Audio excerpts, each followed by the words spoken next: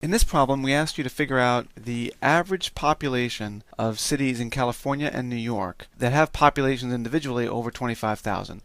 And we also asked you to consider a city that appears in both states to be a separate city. So if the same city name appears in both states, it's a separate city. Now it's a little tricky because of that, but it's fairly straightforward once you sort of pull it apart.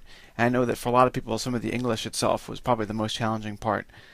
Now, we see that the answer is 82,541. So let's go through this step by step. All right, the first thing we do is we only look at the state California and New York, because this problem only refers to those, so we can immediately filter out by that. Then we have to group by city and state in order to separate out the cities from the two different states.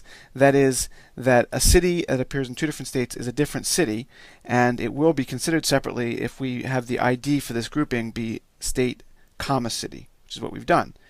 And then, remember, we're looking at these zip code level records, and there are multiple zip codes in the same state. We then take the population in each zip code and add it to that entry by state, comma, city. Now we want to filter out only for cities that have population greater than 25,000. So we do a matching step right here, and we look for population greater than 25,000.